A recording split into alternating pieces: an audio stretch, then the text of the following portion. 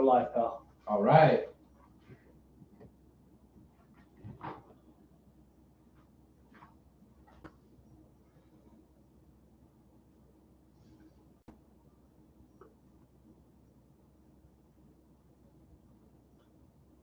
Okay.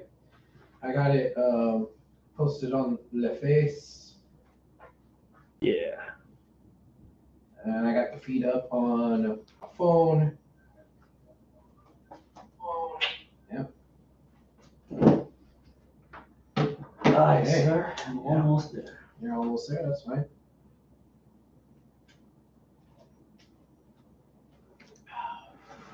Got it. Mm-hmm. All right. How you feeling? You good? Yeah. Where you going? I'm about to start. You can get up and walk away. I know. We'll get it.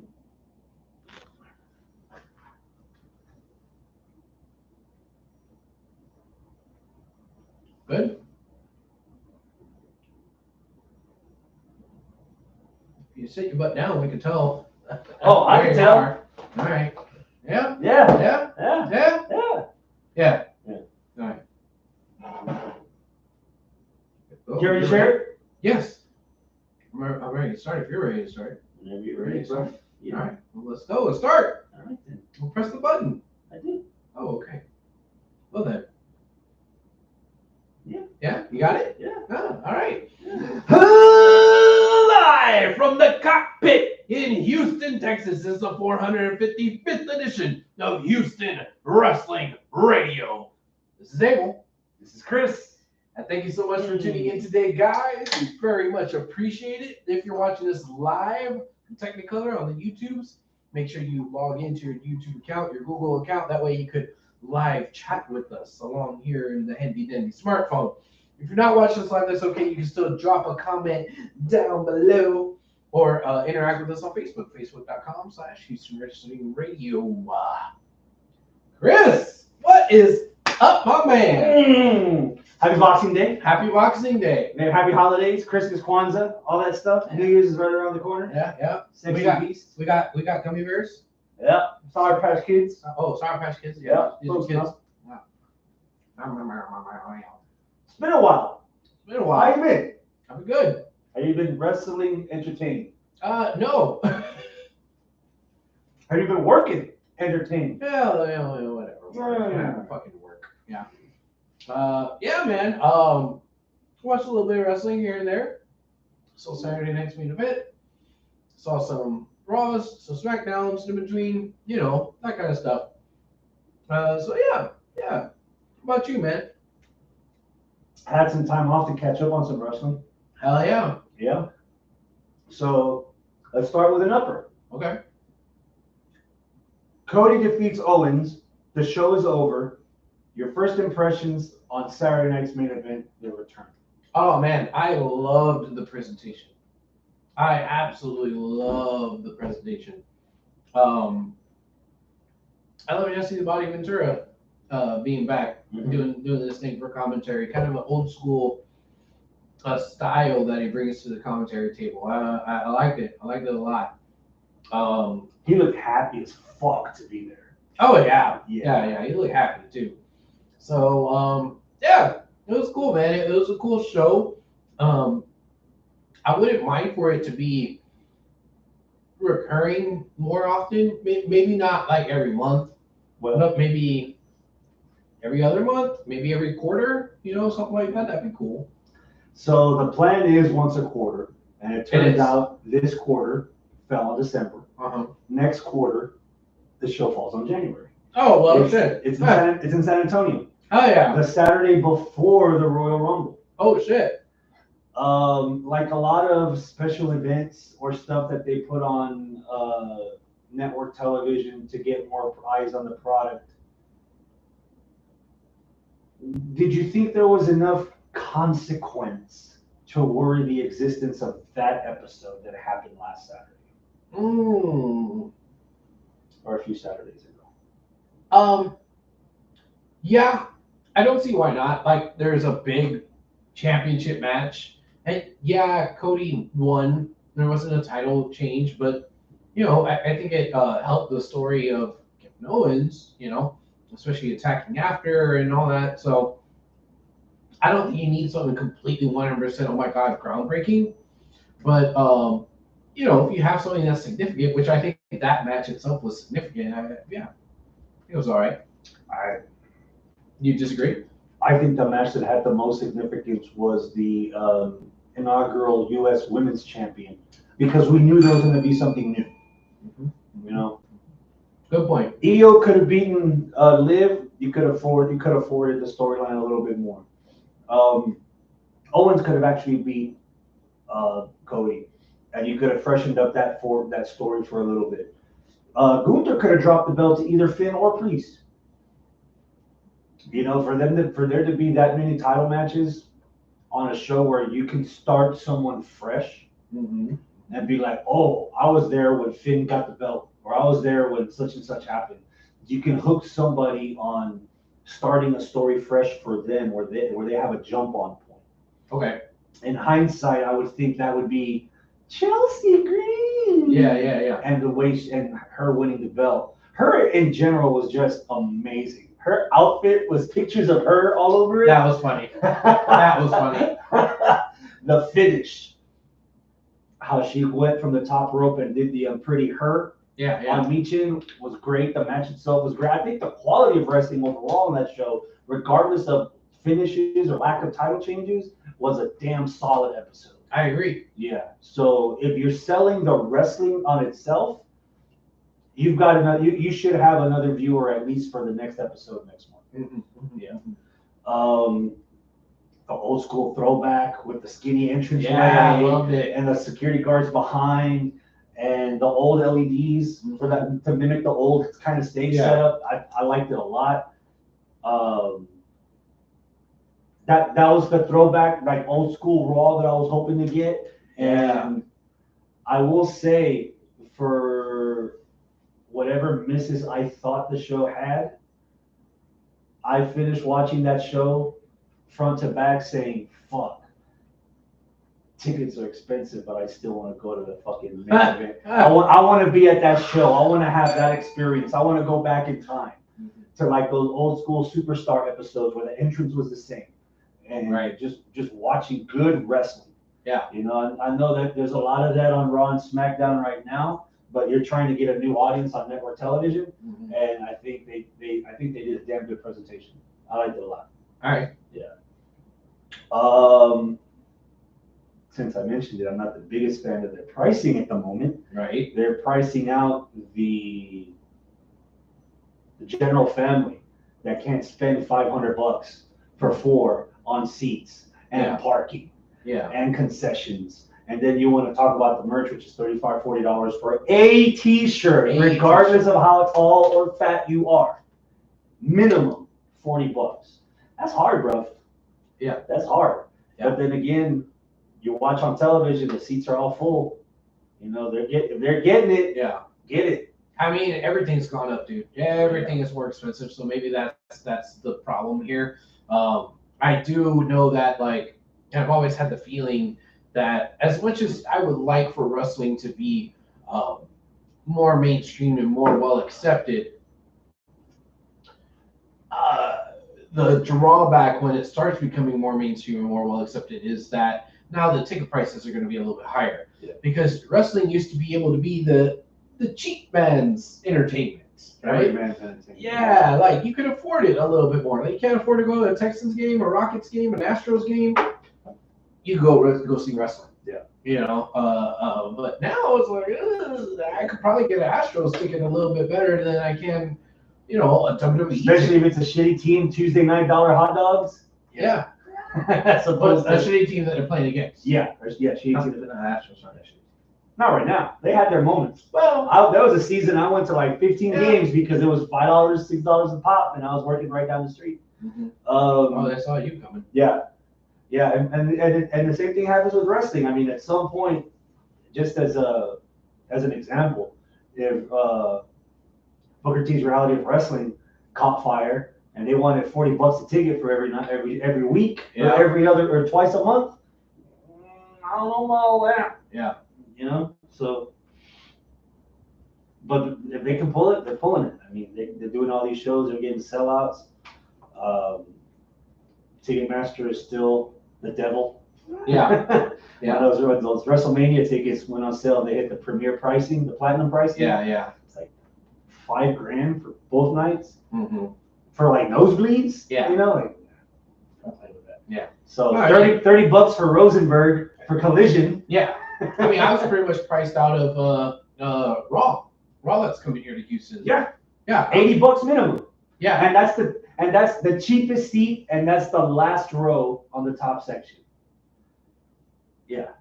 And then Toyota Center has their own ticketing system, and they have their own crazy fees. Porsche wanted seats on the floor, not even like the first few rows. I think it was like the 5th row or 6th row, something like that, on the floor, which I had experienced wrestling shows on the floor. If you're not like the first 1, 2, or 3 rows, you can't see shit. Yeah. Right? But hey, you're on the floor, so it's really nice tickets. Bro, $800 each. $800 each ticket. I had 6th row for Night of Champions the weekend Benoit killed his family. Yeah. Those seats were $120 each. Wow. Yeah. And the view was pretty good for the 6th row, I'll admit. But if you get further back, because you see how we've been enough shows, you see how those floor sections are opposite the ramp. Oh, If you're like row 20, row 21, shit, you better come with a booster seat or something, because you're not going to be able to see a lot. Mm-hmm. Which is funny because the product right now is on fire. Right. AEW, quite the opposite. Yeah. In case you haven't gotten a chance to check, because you were gifted tickets. Congratulations. Thank you. Usually, popular wrestling shows, the first 5 rows, if not the first 10 rows, pay-per-view, maybe the whole floor section is sold out by the weekend. Mm-hmm. I checked yesterday, and there was still seats 3rd row from the floor. Wow. $80 each. Wow. Plus tax and fees, it came out to $92 each for a floor ticket on the 3rd row. Wow. Yeah. That ain't too bad. The section that comparatively speaking. The section that we sat at, the first event that they had at Rosenberg, they're not even for sale yet because the other seats haven't even sold enough to warrant opening the next section. Wow. Yeah. Mm. The Saturday show that gets the lowest viewers, there's not a lot of that show is, even though the wrestling is good and the commentary is better because Excalibur's not on it, it's still. Damn, Excalibur catching strays over here. What the hell? Yeah, he's worn his welcome for me, I think. Especially this last episode of Dynamite where he was like sick. He sounded sick. He was like, I was like, bro, just take the night off. No one's gonna kill you for it, you know. I love Excalibur. I thought he was a great commentator. Yeah, he can wear thin sometimes. Like Morrow. I love Morrow, but sometimes he could be too much Morrow. And you gotta step back a little bit. I'm getting there with Excalibur. Okay. So yeah, hopefully they still hopefully they have enough of an audience there. You know, I mean, it's a lot of it is the product, but some of that too, you know, for us that had the experience, it's not Houston. They're advertising on the outskirts of Houston. It's not the outskirts of Houston. It's fucking Rosenberg. Yeah, that's a drive. That's a drive, number 1. And number 2, there's not a lot of parking options. So you're stuck with the bag. $20 at least to park. Yeah. You know? It helps that it's on a Saturday, which is why I want to go. Saturday. Even if I work, I can still make it to the show. Right. Learning our lesson from the first time we went, the section that I want to sit at, it's not available for purchase yet. So, I gotta wait. Daniel, what's up, brother? Hey, man, it's been a minute. Daniel Live Chat says, when you guys shave your heads to look alike, did you pull a Step Brothers and go, want to go to do karate in the garage? I mean, yeah. I usually am like completely bald and it's just skin on top, but I've been lazy during the Christmas week and holiday week, so I got a little fuzzy wuzzy. That is probably the shortest you ever get. I've spent the last 7 years growing out my hair. I've donated thrice. Give me a break. Low maintenance, I'm good with this for a minute.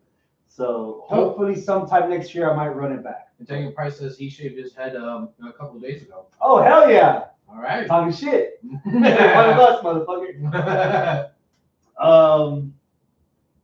Yeah, but I'm growing a little out right now, and you're growing a little low right now. So yeah, we're kind of meeting in the middle. Sorry, we were talking about Rosenberg and collision. Yeah, we'll come back to this late January when we do the Rumble prediction, see where we're at, see what the seats look like. There's some sections. Are you going to Rosenberg into the final Raw on USA here in Houston? So the final Raw on USA might be last minute, if at all. I've had some luck, shameless plug, with the Game Time app, where I've gotten tickets last minute, pretty cheap for some shows. I used that app for WrestleMania this past year in Philly. Okay. I took the plane, I took the bus, and then I took the train, and I bought the ticket just as Rhea Ripley's band was playing her theme song. I went to Philly without a ticket. Wow. But with a plan. And I wound up getting a decent ticket. Mm-hmm. So for the last Raw before Houston, the last Raw of the year in Houston, especially for a 2-hour Raw, I would like to go. Okay. So I'm going to wait till the last minute. Pricing, the Rosenberg show is a gimme. I'm going. All right. I'm waiting for the right section or the right seats to come up at $35-$40. It's probably going to be what I want anyway. All right. That's fair. I'm looking for the right section to open up for All In Arlington. Oh yeah. So I'm just waiting for it's a matter of time for that too. But there's no rush. Those, I mean, only like 10,000 seats have sold, maybe even less than that for All In. And then with the shit that I don't even know if we got to talk about this the last episode or we haven't met since then. I'm sure we might have. That they relocated the Australia Grand Slam because the dome that they were going to put it in, they couldn't sell it. They couldn't sell it, so they put it in a small arena for Australia. So I would like to think optimistically that they could sell out American Airlines Center in downtown Dallas. Okay, yeah. But All In, they want to show up, they want to show out. They had a great show and a decent to pretty good show the second year in London, and they want to do that with Dallas. They're Chicago based. I don't understand why they just couldn't do All In Chicago and Soldier Field. It's gonna be a great time of year, great perfect weather. Yeah. Soldier Field is like right in the heart of the city. There's enough wrestling fans around that area, Cincinnati, Indianapolis, Cleveland, Milwaukee, that can make a road trip for that day to go to that place. I hope they don't move the show from the baseball field. I would like to go to that baseball field for an actual baseball game before I go to that show. Yeah. I'll get there. But yeah, the road schedule is looking pretty good for both. They yesterday, WWE's announced they're going to Mexico City. Yeah, dude, that's all Backlash. That looks pretty cool, man. Yeah. That fuck. If I knew that wasn't like too many pesos, and if I had my goddamn passport. Oh yeah. I had goddamn money, man. I might want to go. I want to go. But right, dude, I can't afford a fucking Raw right now. And that's the other issue because they're playing outside. They're playing outside the country, so they're an export. Yeah. So those tickets are going to be tariffs. more expensive. No. Yeah. That's going to be more. Yeah. Good luck for them cutting back into the border. Yeah. But dude, yeah. If I sell enough blood and semen, not mixed together, but well, if that's how they want it. Yeah. Would be nice. Because that flashback is still in my head of Backlash this year in Lyon. Yeah. With that crowd. Wow, that was so cool. Yeah, they ruined it for everyone. I'm sure these Mexicans could get real loud. Oh yeah. There'll be a pinche pachanga out there, man. Yeah. They're showing that dun dun dun. Yeah. All right. So, Chris, I feel like we haven't even gotten into the meat of what we're supposed to be talking about today. Yeah. We're still even on like the appetizer phase here, so we got a lot to preview, right? Yeah. All right. What do we got? Lay it on me, brother. It's been a minute. Do you have any idea for a match of the week candidate? Oh, Jesus. Nothing that I actually saw. Okay. There's a lot that I didn't see. I know a lot of people were talking about Osprey and Darby, but I never watched it. Oh, should have told me. Could have pulled it up for you. Wow. There's about a third of that Continental Classic that I saw, which I saw a lot of. That was fucking solid. Okay. I think Osprey and Darby Allin might have been the clincher. Okay. Might have been the match. Match of the year worthy? Ooh, that's the competition's too stiff. Okay. Oh, from all the other Osprey matches? Yeah, obviously, yeah.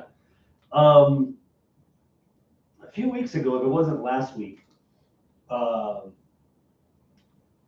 Obafemi had a match against Axiom on NXT. Okay. Fucking brutal. Yeah. Won me over on Axiom. Mm. Put up a damn good fight. And almost won Femi's respect towards the end of it. You could tell that he was getting reactions like, okay, I should take this guy a little more seriously. Okay. We'll talk a lot more about Femi when we do our end of the year review. I'm sure Arnold and Scott will have opinion about him among other people. Which, by the way, cheap plug, our end of the year episode is scheduled to be this weekend on Sunday. Sunday. That's right. And yeah, we're supposed to have scheduled, Scott and Arnold as well as us two on that show. So yeah, clear your calendars. Make sure that you're watching this Sunday. Yeah. Sunday afternoon. I would like to think it's going to be 3-ish. We'll see. Yeah. That's why you put the reminder dealie on your YouTube. So you'll know when we're live. That too, yeah. But there's been a lot. There's been a lot of wrestling to try to keep up with. And having 4 weeks apart didn't really help much to remember. I usually write a lot of stuff down. But I will say that the Dynamite and Collision that just happened yesterday and last Saturday that came out of Manhattan Center. Yeah. Hammerstein Ballroom. Uh-huh. They need to go to places like that more. Like the 3 Okay. levels of fans and then enough people around the floor and the consistent product that they put on. Here's the example. Scott and I and some friends, we were supposed to go to Moon Tower and drink last night. And he was like, after this match. And then the match would pass the commercial break. He was like, oh, this is next? Let's see what this looks like. All right, after the commercial, after this match. We didn't leave until the show ended. Yeah. Because he wanted to leave. It was good. Front to back, the fucking episode of Dynamite was good. Off the top of my head, those are the 2 matches I got. And there might have been something on Raw. Cody versus Owens, obviously, is a solid pick. Also, that was a good match. The meat of that. Chelsea and Meechin was a solid pick as well. That was a good match. Yeah. You want to get into prediction time? All right. Let's do it. We've got 5 days to cover it. This one, the first is going to be the meatiest. Okay. Saturday. Mm-hmm. The 28th, AEW World's End. Right. World's End. Off the top of your head, what match are you looking forward to the least? Brother, I don't even know the card right now. Okay. I have no idea what's actually happening at this event. So let's start from the bottom and work our way to the top. Thank you. MJF versus Adam Cole. Baby. I'm at a 0. Why? I don't give a fuck about this story. What? This should have been dead. They tried killing it when MJF was a face and Adam Cole was cutting that heel promo because he was still fucked up ankle. And I thought that was the end of it. And then now the roles are reversed and Cole's the face, even though he was the one that was the devil. Yeah. And we're cheering Adam Cole. And MJF's a guy that last year got hosed out. And he's now the heel again. Okay. And some of the promos leading up to this have been, I've seen better from both of them. I've seen better from them last year when they were trying to be frenemies, and then they became friends. Then they became great friends, and then one had to turn on the other because it's in both their DNA. Mm-hmm. But now it's just like, I've been wanting this to be over, and it's been so. Keep in mind, this feud, if we're time stamping it, this has been going on for 21 months. Mm-hmm. I'm ready for it to die, and I don't even think it is. Damn. I think they're gonna add Kyle O'Reilly to this somehow. Really? Yeah. Because it's As a triple threat? No, as in Kyle might cost Adam the match. Oh. Because MJF is defending his Dynamite Diamond ring for the fourth time. It'll be his 5th year with the ring. Right. So I'm at a 0. The sooner it's over with, the better. Daniel says, in reference to me not knowing what's on this card, it's not your fault, Abel. They've got like 6 matches and a shit build for it. Okay, well then I guess that'll be the theme for tonight, the shit build. Honestly, I just haven't watched that much Dynamite or Collision or any AEW in the last month or so I really didn't know. I really, really, really, really like MJF. Love MJF. That's a given. Yeah. I do see how MJF's return has been a little flat, especially because he is always in these backstage vignettes. Probably for good reason, because he was busy doing movie stuff, so they had to like pre-tape some shit. But I don't know. I saw it coming, but I didn't know what the build was. If I was just looking on paper based off of what happened, the last year, I'm like, oh yeah, MJF versus Adam Cole. This should be great. This should be minimum 7, right? You're saying it's fucking 0. I'm gonna split the difference here. I'm gonna say about a 4, because on paper I should like this. But part of the appeal of MJF is the build and the promos and the story that he brings to the match, not necessarily the match itself. Usually MJF is surprisingly good in the matches, because for the first few parts of his career in AEW, he's been holding back because he was such a heel. He didn't want to be like, oh, this guy that's great at wrestling, right? So I don't foresee a whole lot coming out of this match as far as like technical ability and oh god, it's going to be a banger. I want the story, but if you're telling me that the story isn't there, the story is wonky, maybe I don't want to see this. So 4 and MJF. MJF, please. Okay, let's go up a little. All right. A little bit. Rematch: Mercedes Moné versus Chris Statlander for the TBS title. 2. I don't know what the build is. I have no idea. But I don't give a shit about Mercedes Moné. And you put her in a rematch with somebody that she's definitely going to beat.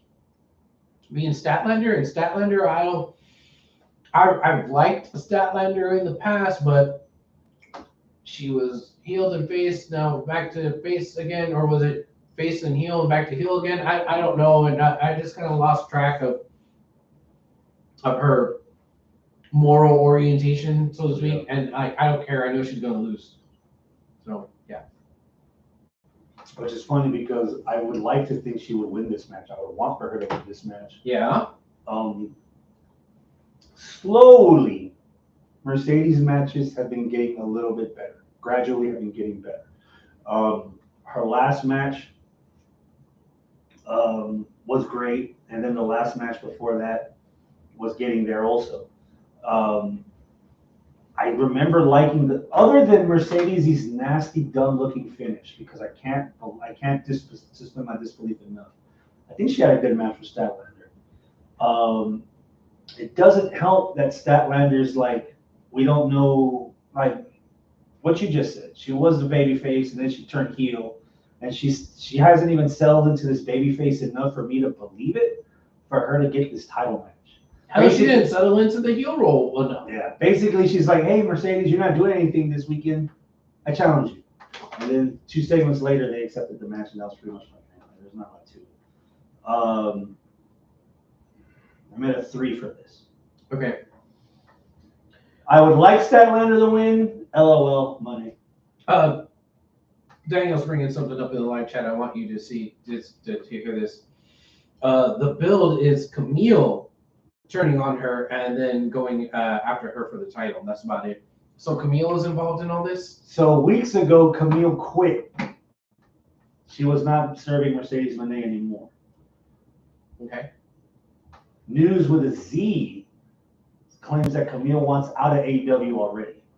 Okay. And if you saw how she was booked for her time there up to now, I don't blame her. Like, she was the longest reigning NWA Women's Champion in the last 10 years. And you saddle her in the gimmick that you gave her as a side piece to someone that, at least I, genuinely have no interest in watching on television. Yeah. You know? And right off the bat, you put Camille up against black wrestler from Wakanda, Queen Aminata. Yeah. And then Statlander. Like, her specialness at some point is her height, and the first 2 out of the 5 matches she has are people that are equal to her. Okay. You know, instead of selling her strong point, which is she's a brick house. Right. She could beat the hell out of you pretty quickly. Yeah. You know, I think, and then yeah, I've not been a fan of Camille's booking up to this point at all, and it wouldn't surprise me if she leaves. So in typical AEW booking, she faked it, and she's still with Mercedes Moné, and that's how Mercedes is going to end up winning the match. Okay. Yeah, if the brand split's a legit thing, Camille should be on fucking Collision. Because there's a lot that she has to offer, and they're squandering it so far at AEW. Damn. Big time. Okay. That's disappointing to hear. Yeah. Let's see. Here's something interesting. Takeshita is defending his title against Powerhouse Hobbs. Interesting. Yes. Apparently, Hobbs' contract with the Callis family expired. They didn't reach out to him while he was injured, so he's been back for the last couple of weeks as a babyface and challenged Takeshita face-to-face. Accepted the challenge. Give it a no. 6. If I've been watching the build and I knew about the build, it might have been higher. Because, fuck yeah, Hobbs. Yeah. I really like Takeshita. It sounds like it could be a good story with, you know, with the House of Bald. What was their names? Doghouse family. That's what they call it. I was just like trying to think of another name, but no, it's as simple as Don Callis' people. Yeah. I wish I would be higher, but I just don't know because I'm not sure of the building on paper. That looks like that's where I could start. With a little bit of the build that I've seen. I got Takeshita winning. Got you. I also have Takeshita winning. I'm at an 8 for this. Okay. Because it's that, not so much styles clash, but Takeshita's a lot looser as far as a high flyer than against Hobbs being the muscle, the ground and pound. Yeah. So difference in styles make fights. So I'm interested in seeing this. I'm sure Callis is going to be on commentary, so he's going to make Powerhouse look good. Yeah. To make Takeshita's win more meaningful. Right. As opposed to just clowning the dude. So if he's clowning the dude, why is Takeshita wrestling clown? You know? Right. So I'm at an 8, and regardless of the good showing Powerhouse is going to have, I got Takeshita taking it home. All right. Yeah. Mariah May versus Thunder Rosa for the AEW World Title. What little I have caught of AEW, it's kind of been around Mariah May. So I saw Thunder Rosa in the audience while Mariah May was having her match, and then Toni Storm came out with the original Toni Storm gimmick, and this is fucking Rosa had the sign that just said "What the fuck." That was funny. But yeah. I mean, I like Thunder Rosa.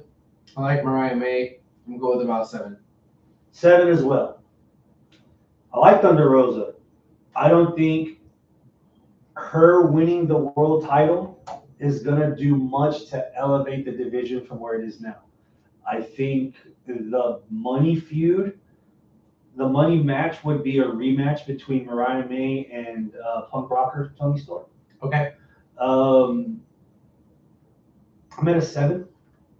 I've got Mariah May winning it. I got Mariah winning this also. Sidebar, have you been watching enough of the clips online of Dynamite of Toni Storm? I've seen where she's basically has amnesia. She doesn't remember anything, and she's just back to the punk rocker Tony Storm. Yeah, yeah, I've seen that.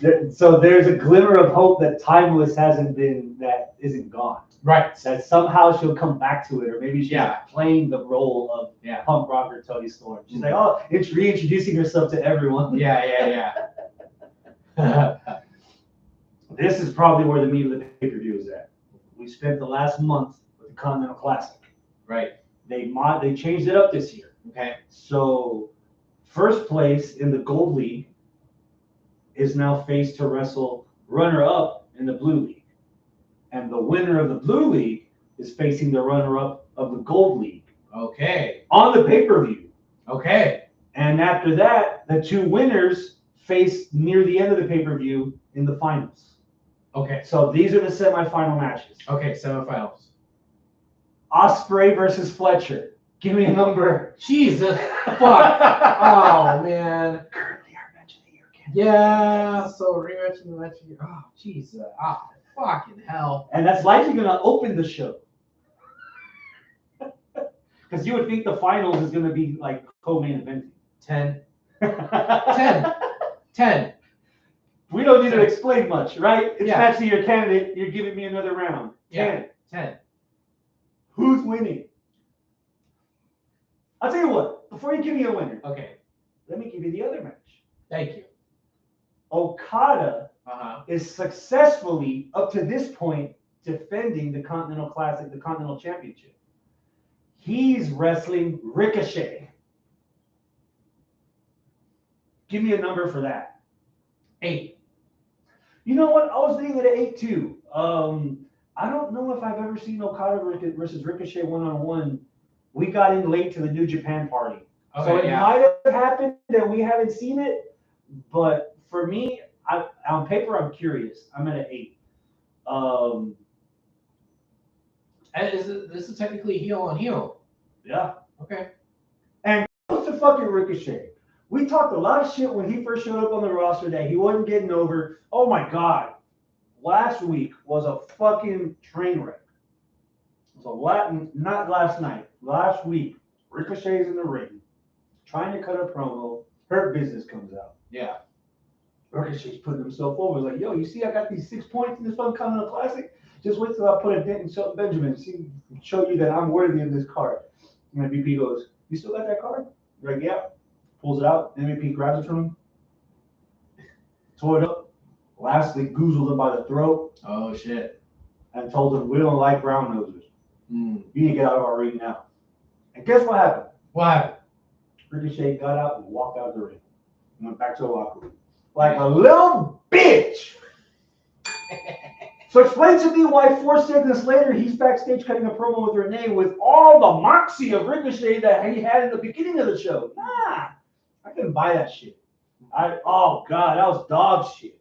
Okay. I thought that was it for Ricochet. Like there's moments in wrestling that you know is like, oh, he's not gonna recover from that shit.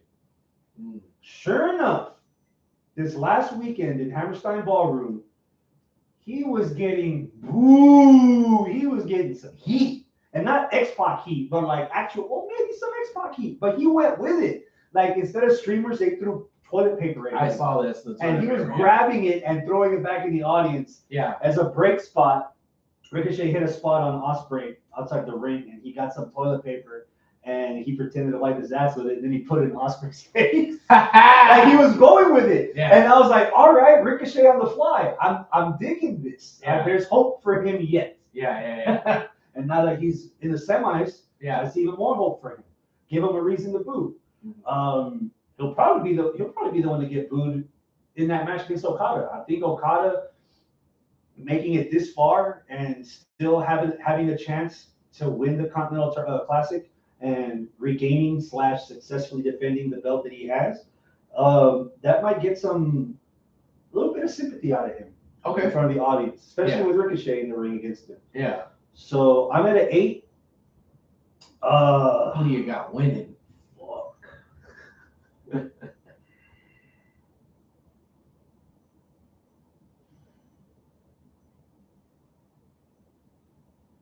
There is a part of me that wants to see Fletcher versus Ricochet. Wow. A very small part. I think that finals is going to be Ospreay versus Okada. That's my final. I want to see something different. Let the kids shine. Yeah.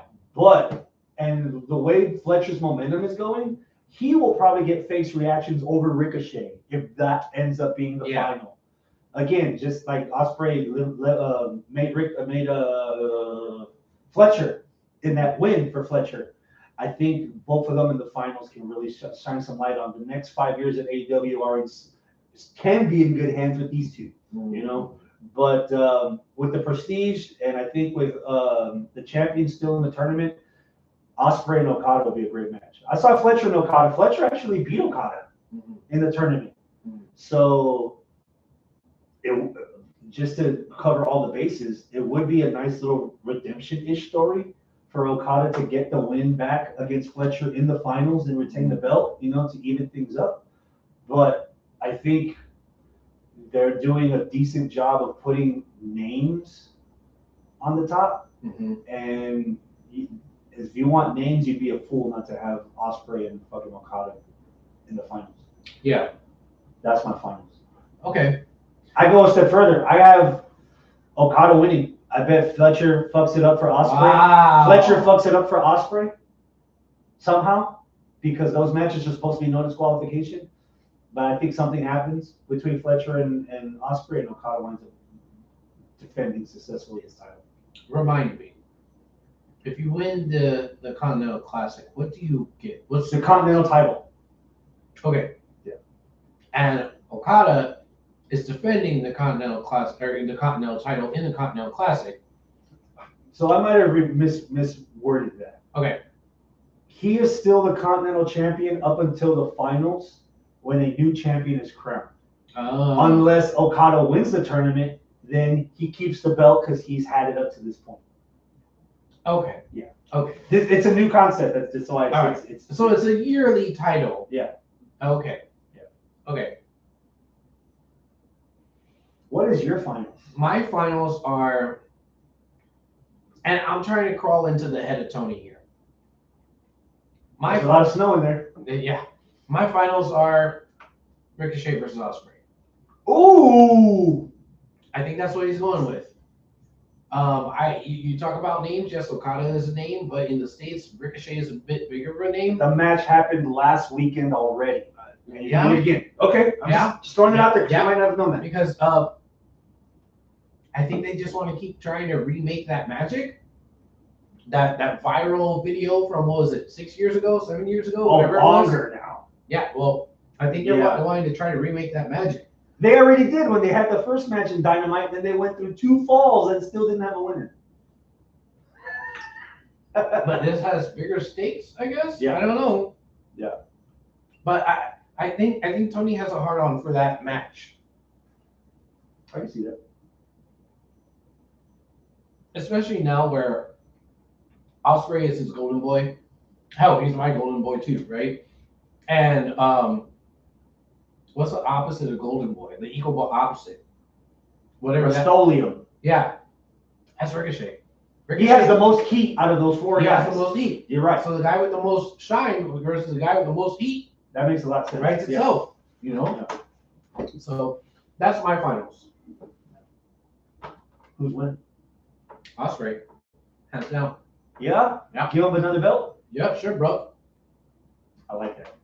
Yeah. Fatal 4-way for the world title. Mm-hmm. Moxley. Mm-hmm. Cassidy. Mm-hmm. Switchblade. Hangman. Not Christian. Not yet. Christian's not involved. Yet. He still has a little contract, his little briefcase, which in AEW, what happens? Do they still do it the same way as Money in the Bank? So it could be a fatal 5-way? Or he just waits until they're all beat to shit and they're all and that match is over. Okay. But you still got I wanted to say Blackpool Combat Club. You still have the Death Riders roaming around ringside. Yeah. And then, yeah. Daniel, I'm sorry, I'm reverting back a little bit, but Daniel said, the finals will be Osprey and Ricochet, and they'll have a somersault ticker in the corner. And they'll have exploded by the end of the match. Oh shit. Yeah. So it's going to be them four, as far as we know. Christian's not involved, as far as we know. It seems like this is for the control of AEW, but maybe not. McMahon, a con in every corner, I'm guessing, is what's going to happen here. I like Switchblade. I don't know if Switchblade should be in this match.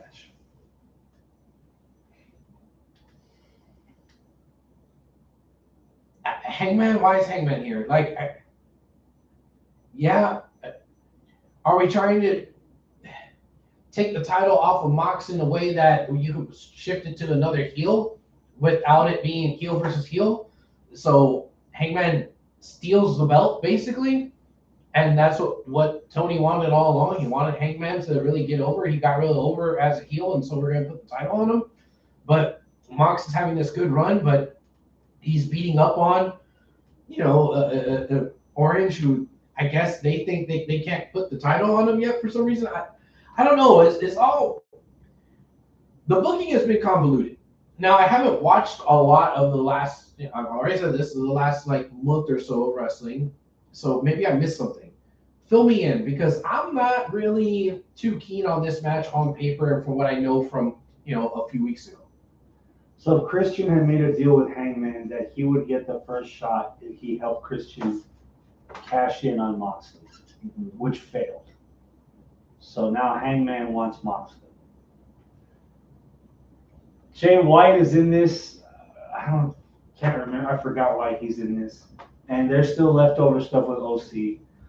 The root of all this evil is that the Death Riders storyline sucks. Yeah. I don't like it at all. Yeah. I want between Scott and a coworker of mine, Ruben, that likes wrestling, I asked both of them randomly, who's the men's AEW champion right now? Neither of them could tell me. Really? Yeah. Paul Heyman did a damn good job in ECW training the kids to really associate the belt with the wrestler. Hold it in the same frame. Put it in the same score on the television. So that when they see you as a champion. When they see the champion, they relate the championship to you. When's the last time you saw Moxley hold the title? I know that he wasn't holding the title even a few weeks ago when I wasn't watching, because it was in the goddamn briefcase. Exactly. I know why it's in the briefcase. Why?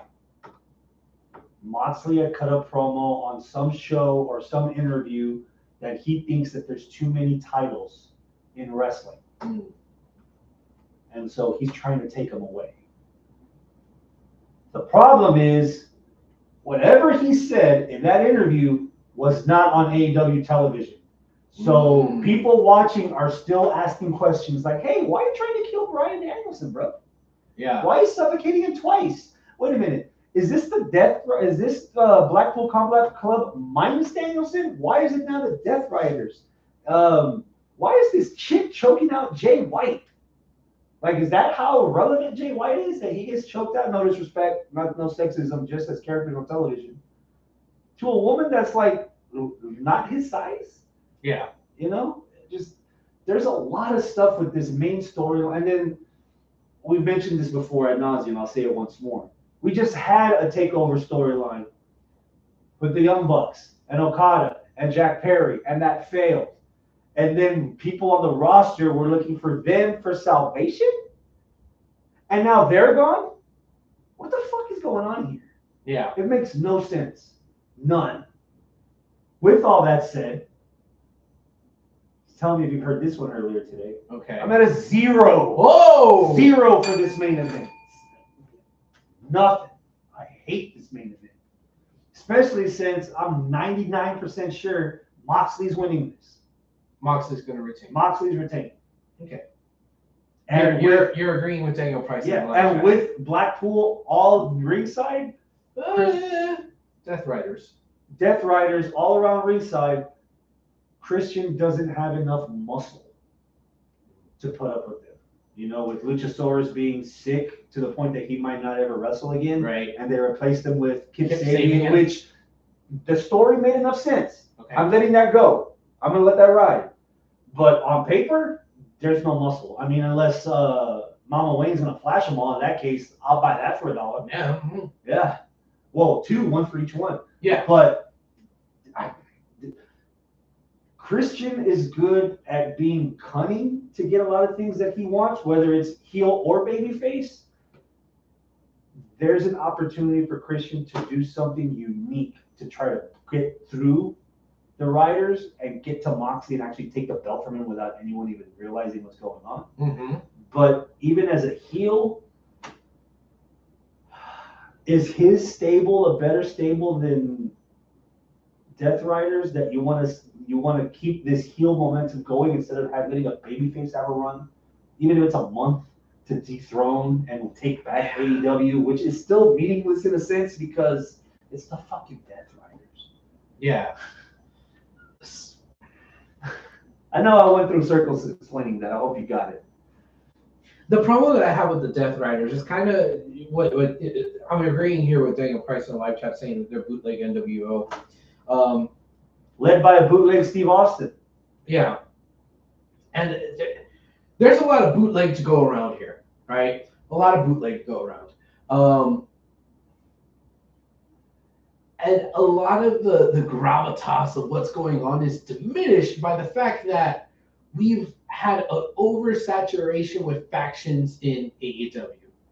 Everybody has a faction. Everybody's a part of a faction. There's almost nobody that's not part of a faction. And that's been since day one. There's been so many fucking factions. So a faction coming in and taking over, what is flavor of the month? Yeah. Right. So it doesn't hit the same because it's not unique, and definitely not unique to wrestling, and definitely not unique to AEW. So yeah, I don't dig it, especially since this is a rebranding of a better faction you already had in the Blackpool Combat Club. They were a better faction. Yeah.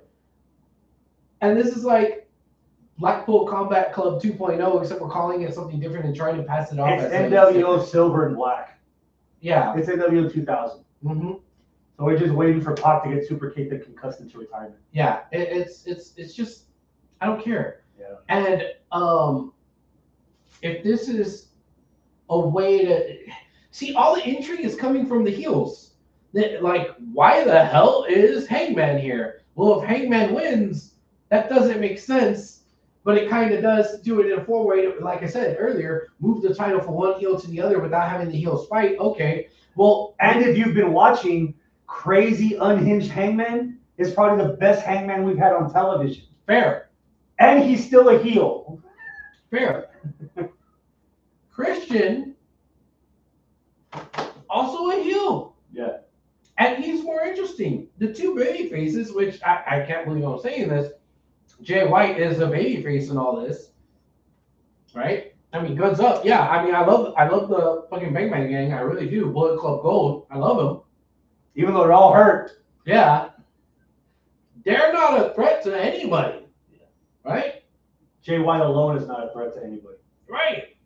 And Orange Cassidy. Okay, he's all in black now. Okay. All right. And he tried. Yeah. And he failed. And I was getting another shot, but in a four-way. So yeah, I don't see him. I don't think that the main babyface of this match has a snowball's chance in hell of winning. Yeah. Especially since the main babyface of that brand is not in the main event. If Moxley, so let's keep it 100. If Moxley is your biggest heel, you should be having him face the biggest babyface in the company right now. Who's that? Will Ospreay. Why aren't you giving me Ospreay versus Moxley? Here's a better question. Why aren't you giving me Omega versus Moxley? Why is Omega's return at a New Japan show where if he gets hurt, he's out again, and AEW got butt fuck nothing out of it. Why am I not getting Omega versus Moxley? For all its faults, death match. The original match where Omega beat Moxley that Winter is Coming was actually pretty good. They had some chemistry between them. Look past some of the duds in the death match, they had some pretty good chemistry in that death match too. And the crowd is hungry for Omega to come back. That when he came back and cut that promo and Jack Perry beat him up and the Bucks beat him up, probably the best promo Omega's had. The most credible as a wrestler Omega was presented. All right. And I was like, I'm ready for this. So why is he not coming back to this show? You know? Yeah. Take Ospreay and Omega off the table. Another babyface that's more popular. Can you name one? I'm blanking. No. Swerve. Oh, fuck. Yeah. Swerve. Is Swerve still occupied with the Hurt Syndicate? I think he's gonna wrestle Bobby Lashley. That hadn't been announced yet. Okay.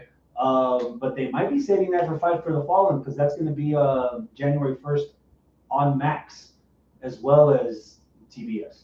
They might be saving that for Fight for the Fallen. Okay. But yeah, Swerve.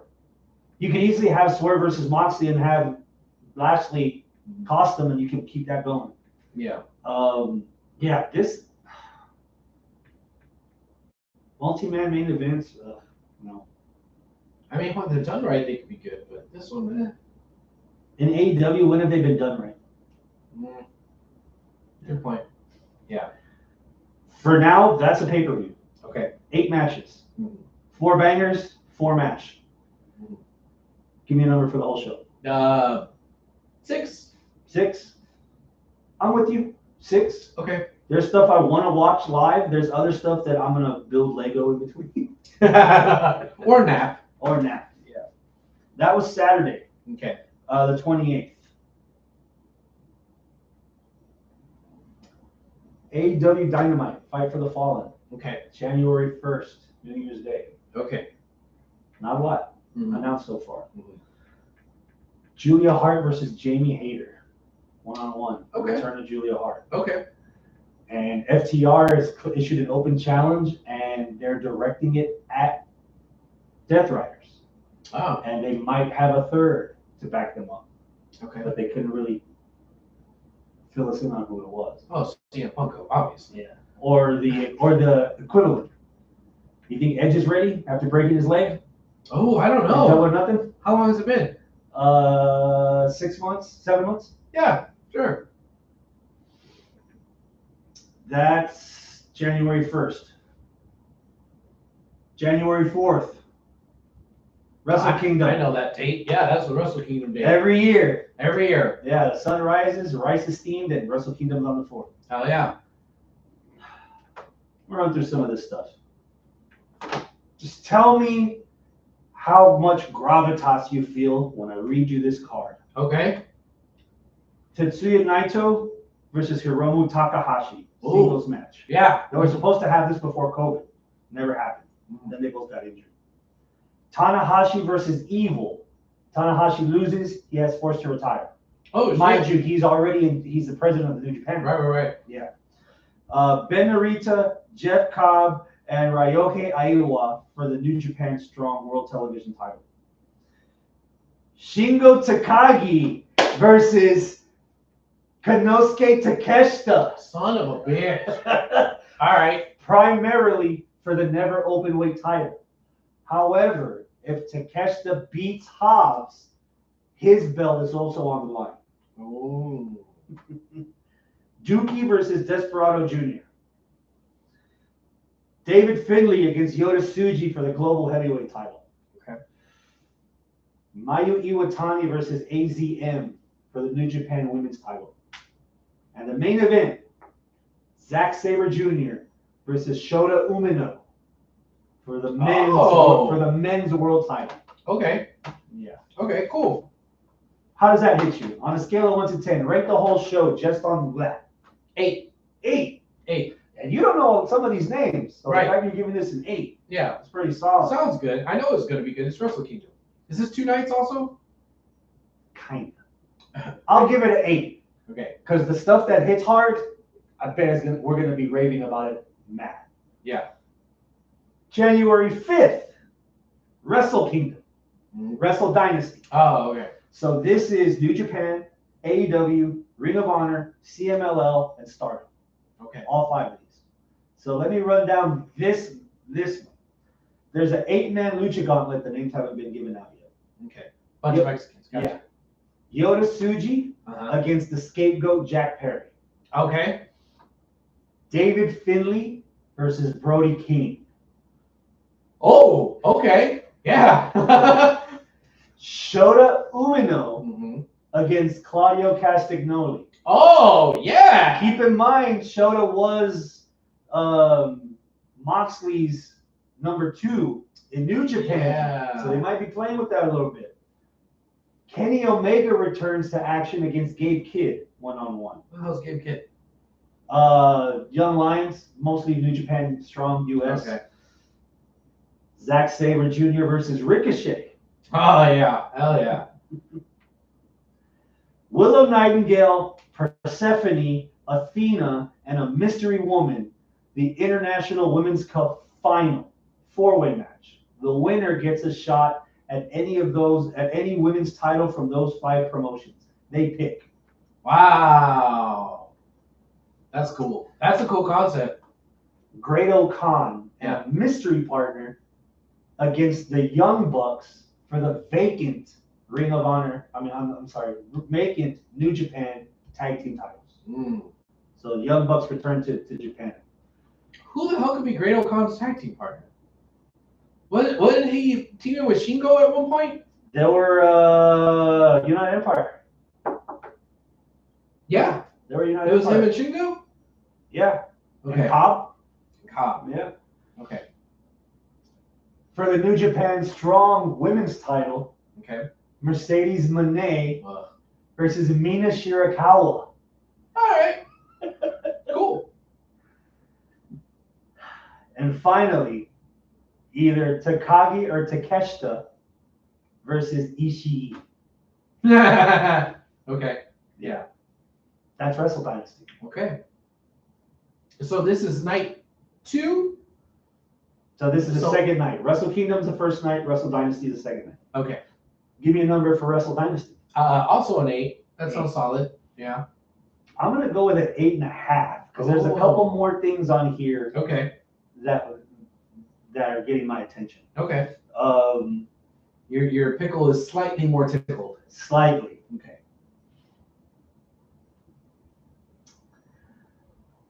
January 6th. Oh. Don't be scared. We're not going to the White House. Oh, okay, good. No. Yeah. Netflix premiere of WWE Raw. Yes. 3 matches so far. Can't believe this is the bottom. 1-on-1, Punk versus Rollins. Give me a number. Jesus. 9. You're at a 10. All right.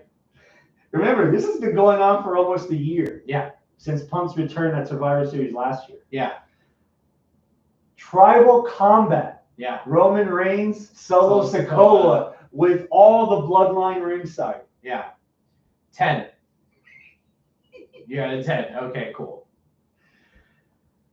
What might main event the show? Liv Morgan versus Rhea Ripley For for the world title. 10. Those are 3 10s for you. That's a 9, 10, and a 10 for me. The only negative Yeah. is that since this is next week's Raw, that means this week's Raw, which is right here in Houston, Texas, Bang, bang. might not have any consequence. Okay. Because you already have the you've got all those booked. matches. Yeah, you have all those Yeah. matches in the new Intuit Dome that they have in LA, Yeah, right yeah. across from the airport and the football field, Yeah. stadium. They're hyping this up. You know, Yeah. keep in mind, Survivor Series was last weekend of November. Royal Rumble first weekend of February. It's February the 1st.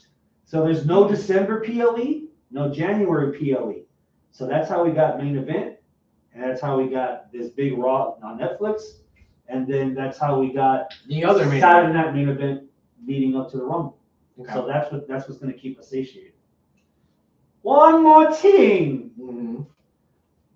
January 7th. WWE New Year's Evil. Okay. 2 matches so far, and it's the fallout from Deadline. So Roxanne Perez, Roxanne Perez versus Julia. All right. Round 2 for the world title. Nice. Number 8. I want to be at a 9, but I'm gonna stick with 8 also. Okay. This probably, not that I want to give my hand away, but I think this is the catalyst that gets Roxy and someone else onto the main roster. Oh. By Rumble, if not definitely by Postmania. Because they're doing this like, they're trying to take a page out of sports where they have this like open portal, transfer portal, so they can show up on other shows and for whatnot or whatever. I've got Julia finally winning this. Okay. Yeah. So you think Roxy loses and then she could go up to the main roster? Yeah. Okay. The other match so far, 3-way. Now I'm going to build this up for a little bit because you might have missed out. There were qualifying matches for Deadline, right? And Eddie Thorpe, one of the contenders, they found him backstage that he had been beaten up. Mm-hmm. And so they replaced him with Olafemi. Okay. And so they found out who jumped Eddie Thorpe. He didn't get jumped. He jumped himself. He staged it. Yeah. Because he thought it was a smart move to get a one-on-one title match instead of going through that Deadline shit to be number 1 contender. Yeah. And they didn't find out who it was after Ava had already signed the match for Trick versus Eddie Thorpe for the NXT title. They had the match on NXT television, and schmozzy finish. Both of them had their shoulders down. One ref called one guy, or one ref called the other guy. Yeah. And they ended the show that way without the commentary acknowledging anything or a resolution. So the resolution is a triple threat match between Trick Williams, Olafemi, and Eddie Thorpe. Okay. Number 8. I don't know enough about this Eddie Thorpe guy. He's been off and on. He recently did this heel turn. He had this cool gimmick in the beginning where he was part of like an Indian tribe, so he came up to this like Indian dance, but with some somewhat techno music. And he has a great aura about him. He has kind of like, I don't want to say this in a negative way, but it's a bit watered down Aleister Black as far as moveset goes. There's a lot of kicks, MMA, a lot of striking hand to hand.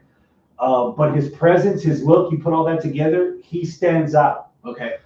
Then they fucking redid his gimmick and they made him into like an EDM DJ, which was dumb. And now he's a heel. Okay. DJ. Okay. Not as dumb. He won me over with that idea because I don't think that's happened that often, if ever, where a dude faked getting jumped. Yeah. To get better odds at a championship match. Yeah. I don't think I'd ever seen that in wrestling before. So it kind of won me over. That's kind of smart. Yeah. The meat of the matter here, I would have been at a 10 if it was just Trick and Oba. Which is why I got a feeling Oba is pinning Thorpe.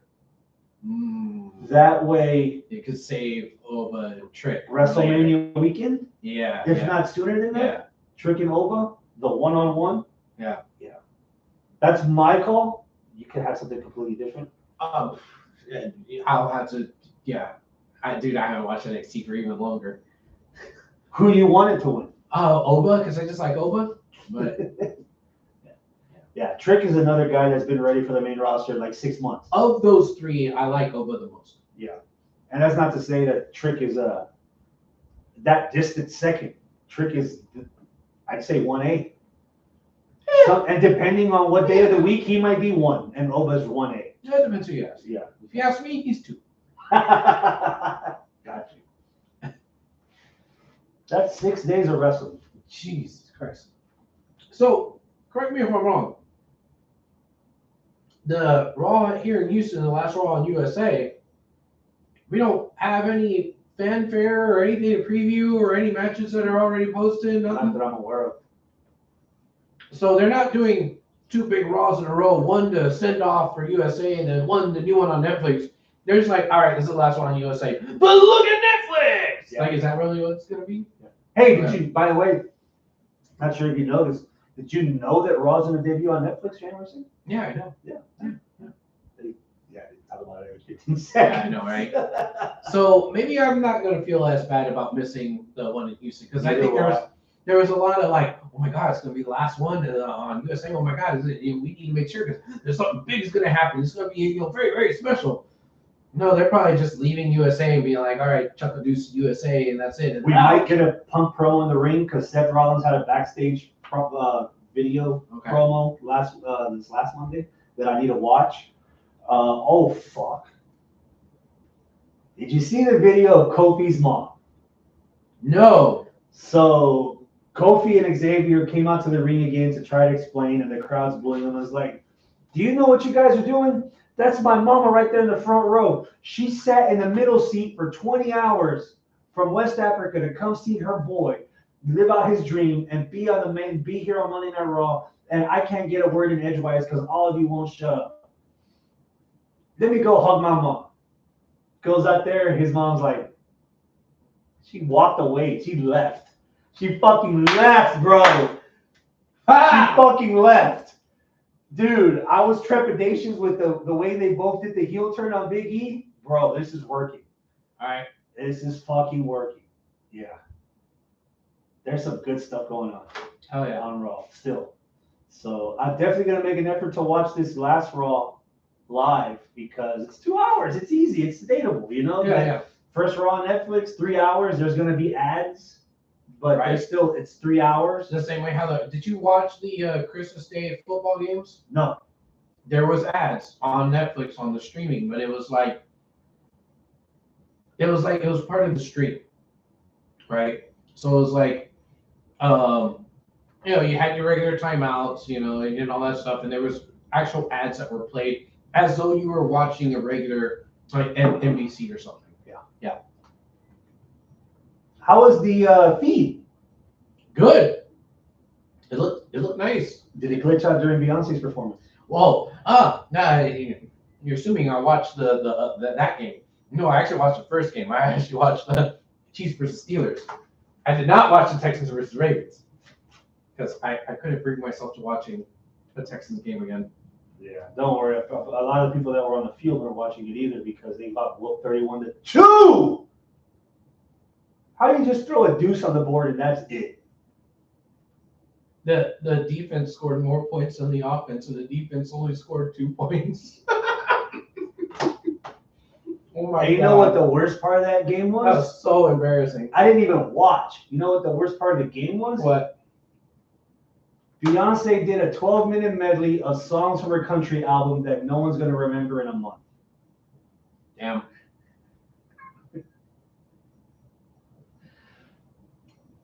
I'm percolating a little bit because apparently the next chapter is a rock album. What? Really? Yeah, she went country with this last album. Apparently she's going to have some rock elements in the next one of this like index that she's doing. Okay. Like a Renaissance or whatever. Okay. All right. So I have to give it a chance. It's Queen Bey, Yeah. But reunite with Destiny's Child, you give undivided attention. All right. Any stories from the road last couple of weeks since you've been gone? So The toy drive? How did the toy drive show go? The toy drive show went very well. It is, at least the first half is up on YouTube right now, so just go search Riot Wrestling Federation. Check that out. Your boy did do commentary and announcing. Ooh, double duty. Yeah, I was pulling double duty, and I was nuts in it. I was doing it from the announce table. So that was kind of cool. So you stood up from the table and ring announced and then sat back down? You didn't go in the ring? No, I didn't go in the ring. I didn't even stand up. I had the microphone for the PA, and then I had my headset for the commentary, and I literally like did, coming to the ring. Blah, You blah, didn't blah, blah. go to, they only paid you for one job, didn't they? They didn't put double pay in the envelope, right? It was a charity show. Oh dang! No, it's no wonder. It's like, Yeah. you're gonna do the least work possible because it's charity. I got you. All right. But I actually like the way it turned out because the usually you can't hear the ring announcer because they're just announcing over the PA and they're not in the feed for the actual commentary, so you can't hear them over the YouTube. But this time, since I was the one that was doing it, you could hear it very clearly. It was just like, you know how with Michael Cole and like the other WWE guys, they actually just like lay out whenever, Lillian Garcia, whoever is actually announcing. Sometimes it doesn't happen on the indies. This time it did get to happen because I was the one that was doing it. Yeah, because you were double mic. Yeah, so it was kind of cool. So it sounded really good. The show itself was awesome. We did have some shenanigans with UPW folks showing up again. We have a couple of turncoats. They're still trying to make UPW happen? Apparently. And then they got the wood chipper Chris Lyons on their side, and they got fireman Luther Black on their side. So that was kind of a punch to the gut. We thought that we were ahead of them. We thought we were going to have security. We called in Luther to help us out. He stabbed us in the back. So yeah, we think we're a step ahead, and we're actually a step behind. So I don't know, but it's. Did we ever get to the bottom? Did we get to the bottom of who put their hands on you? Oh, that was a different promotion, but yes, yeah. That was one of the ACW guys, Kingpin. He was the one that did it, and as it turns out, the next ACW show, your boy is booked. So I will be in attendance at the Houston Premier Arena February the 1st for ACW. Now, besides my criminal record, I've had a great run. And I've yet to go to you working one of these newer shows. Right. I got to go and represent HWR and watch your back so that you don't get jumped again? Yes, please do that. You know how I can get. I know how you can get rowdy. You've seen me. You're going to move some things. Yeah. For raise some furniture and shit. Yeah. I got you, fam. Thank you. Yeah, there you go. Bam. The only one that can kick his ass is me. Yes, Daddy. Speaking of indies, local We're stuff. going there? We're going there. Go for We're it, going man. there. So I've been on the indie scene for quite a while now, and it's getting to the point that I'm falling into this thing of that all wrestling people fall into. It's like, all my friends are dying. The Brotherhood. Yeah. Yeah, we lost another We one. lost another one just yesterday, Christmas Day, of all days. Jax Dane, former NWA World Champion, has left us. He apparently had a heart attack towards the end of November and was dealing with that ever since, and he finally succumbed yesterday. It really sucks. Jax Dane's a good guy. Big dude, man. Jackzilla. Yeah. The Vanilla Godzilla. Yeah, big dude. And he looked like he could make it just like anybody else, and he did. I mean, he was NWA world champion. Yeah. So many titles within the NWA organization. His tag team with Raymond Rowe, when they would tag team. Yeah. Beef. Yeah. Man. Yeah. Him and Rob Conway also tag team champions in the NWA as well. His matches with Tim Storm. Yeah. It's really good stuff. You look at him in the ring, you would feel for your life. Mm-hmm. And then you see him at the tables. Nicest fucking dude. Yeah. Man, easy to talk to. He very personable. Got along with him real easy. Let his guard down. Mm-hmm. God, on Christmas Day, dude. I'm not a Christmas person, but death sucks in general, regardless of the day. It sucks for his family. Sorry for his family. Yeah. And the wrestling brotherhood. Right. You know? There's so many people that know him that like have had higher profiles in wrestling. I don't want to say more success because you win the NWA championship. That's nothing to sneeze at. You're a part of NWA Power. That's nothing to sneeze at. But then when you have folks like Raven Rowe, aka Eric of the War Raiders, and then Ricky Starks out there, Keith Lee, Shane Taylor, all on your side, and they're mourning it just as much as we are mourning it, I don't expect WWE or AEW or TNA to put an in memoriam for Jax Dane, but he was like right on the cusp of being in that conversation, right? He just never got signed to WWE to be on WWE TV or AEW or TNA, but he could have been. He had the fucking look, man. He was right up there. Like, he looked like a younger Hammerstone. Yes. Like, I would have bought Jax Dane more than I would have bought Hammerstone. So yeah, somebody that the higher ups, the powers that be in wrestling really slept on. And fuck, you really missed the boat. And it wasn't like he was an old guy. He was pretty young. I don't know exactly how old he was, but if I hazard to guess, I would say probably 40s or 50s. So not very old. Yeah, we're gonna miss Jax Dane. So yeah, rest in peace, man. We're gonna miss y'all for a couple of days. Only a couple of days. Yeah, because this weekend, end of the year review. Yes, the HWR year-end spectacular episode that we do every year, where we take our match of the year list. We watch all those match of the year candidates, and then we get on here and we say which one is our match of the year, as well as other categories like male performer of the year, promotion of the year, oh my god moment, female wrestler of the year, all these things, where we basically just review 2024. I went through my list 3 times at work. Yeah? I think I settled down on my list. I think Your list of matches? Everything, categories. Oh, categories. Okay, cool, Yeah. cool. What do we have to wet the people's whistle as our current match of the year list? Match of the year candidates. Match of the year candidates, yes. From the Indies, Will Ospreay versus Josh Alexander from Impact. Okay. From New Japan, we have Bryan Danielson against Zack Sabre Jr.